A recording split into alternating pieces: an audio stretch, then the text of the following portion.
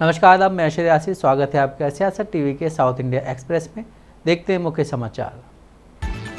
तेलंगाना सरकार में मंत्री और मुख्यमंत्री के चंद्रशेखर राव के बेटे केटीआर ने उद्योगपति अडानी से संबंधों को लेकर प्रधानमंत्री नरेंद्र मोदी पर हमला बोला।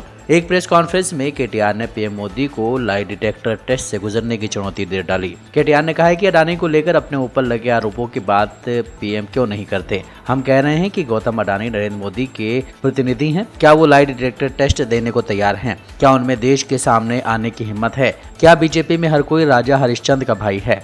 क्या बीजेपी में सभी क्लीन हैं? तेलंगाना सरकार के मंत्री और बीआरएस नेता ने आगे कहा है कि उत्पीड़न, राजनीतिक प्रतिशोध और धमकी नरेंद्र मोदी के लिए कहीं और काम कर सकती है, तेलंगाना में नहीं। उन्होंने कहा है कि पीएम मोदी आग से खेल रहे हैं और मुझे यकीन है कि आने वाले दिनों में उन्हें इसका एहसास होगा। केटीआर ने कहा है कि वो जिस डबल इंजन की बात करते हैं, आर्थिक इंजन अडानी है, राजनीतिक इंजन मोदी है।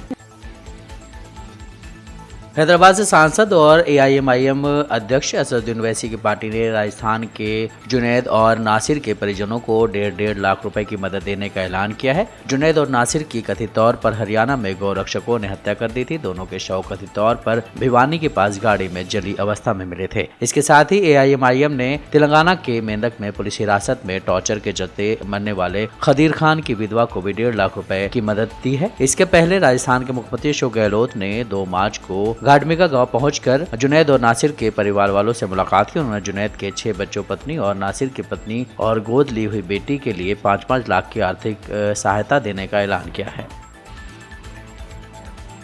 दिल्ली शराब घोटाला मामले ने पूरे देश में कोहराम मचा रखा है। ईडी ने बीआरएस एमएलसी कविता को आज पूछताछ में शामिल होने के लिए नोटिस दिया है।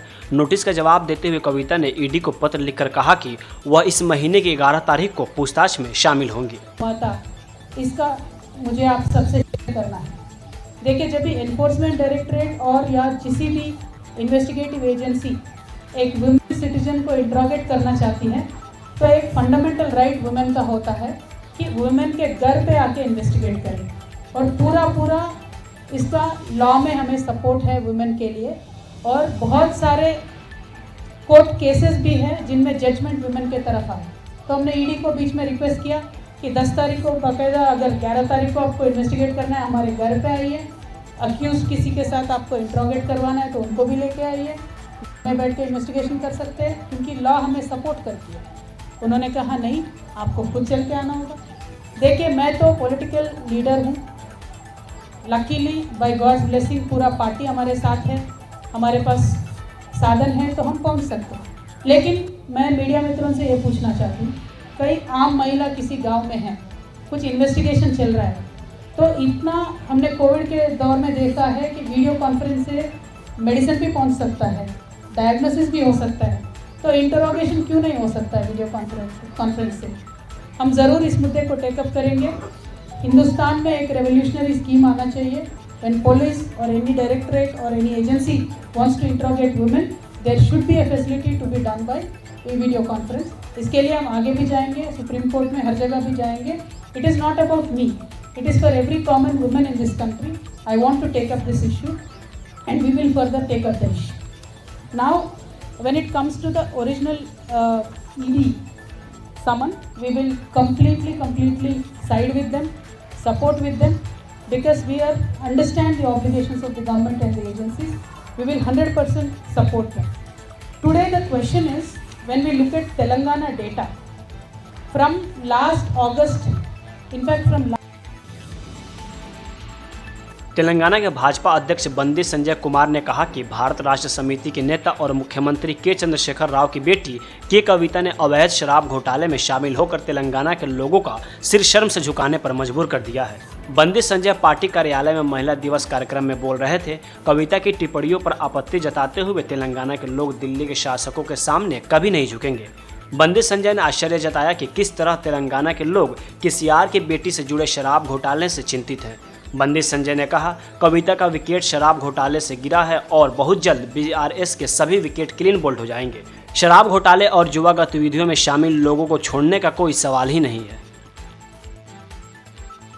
तेलंगाना में सत्तारूढ़ बीआरएस की शुक्रवार को अहम बैठक होगी। बीआरएस संसदीय दल, विधायक दल और राज्य कार्यकारिणी के संयुक्त बैठक बीआरएस मुख्यालय तेलंगाना भवन में होगी। बैठक की अध्यक्षता बीआरएस सुप्रीमो और मुख्यमंत्री के चंद्रशेखर राव करेंगे। चंद्रशेखर राव ने कहा है कि सभी आमंत्रित लोग इस बैठक में जरूर शामिल हों। चुनावी वर्ष होने को देखते हुए बैठक में सरकारी कार्यक्रमों के क्रियान्वयन, पार्टी गतिविधियों आदि पर व्यापक चर्चा होगी।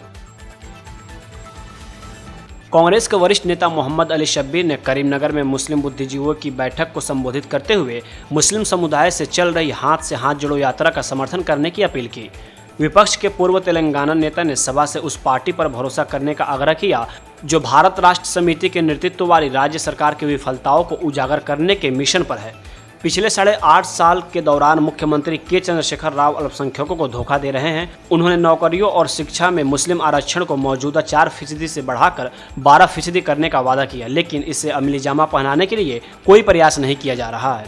शब्बीर ने आरोप लगाया कि केसीआर धर्मनिरपेक्षता का नकली मुखौटा पहनकर मुस्लिम समुदाय को धोखा दे रहे हैं।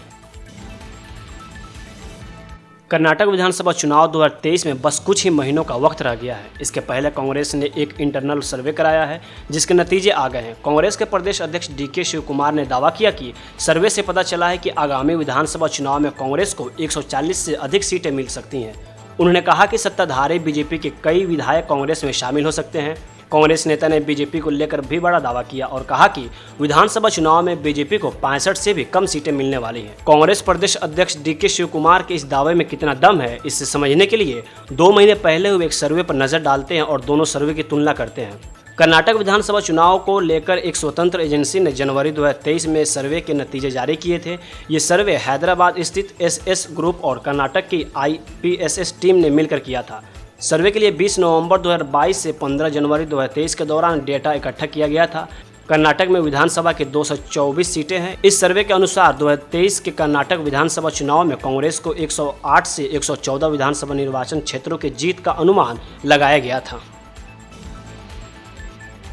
तमिलनाडु में भारतीय जनता पार्टी को बड़ा झटका लगा है। 13 पदाधिकारी पार्टी छोड़कर एआईएडीएमके में शामिल हो गए। इस बीच अब बीजेपी कार्यकर्ताओं ने एआईएडीएमके प्रमुख ए पलानीस्वामी पर गठबंधन धर्म के उल्लंघन का आरोप लगाया है। बीजेपी कार्यकर्ताओं ने चेन्नई में विरोध प्रदर्शन भी किया। बीजेपी के 13 पदाधिकारियों ने सीटीआर निर्मल कुमार के समर्थन में पार्टी छोड़ दी। Nirmal Kumar BJP IT cell के चीफ थे। उन्होंने प्रदेश अध्यक्ष अन्नामलई पर गंभीर आरोप लगाए। बीजेपी छोड़कर अधिकतर नेता सत्तारूढ़ डीएमके की बजाय एआईएडीएमके में शामिल हो गए हैं, जिसके भारतीय जनता पार्टी के साथ अच्छे संबंध हैं। ऐसे में दोनों दलों के बीच वैचारिक मतभेद शुरू हो गया है। साथ ही आपको बता दें कि 2019 के लोकसभा चुनाव के बाद से एआईएडीएमके ने बीजेपी के साथ गठबंधन में 3 चुनाव लड़े हैं। हालांकि तीनों में ही पार्टी को हार मिली है। हाल ही में हुए उपचुनाव में भी एआईएडीएमके गठबंधन को हार मिली। सूत्रों ने बताया है कि अब पलानीस्वामी बीजेपी को अपने ऊपर भार के रूप में देख रहे हैं।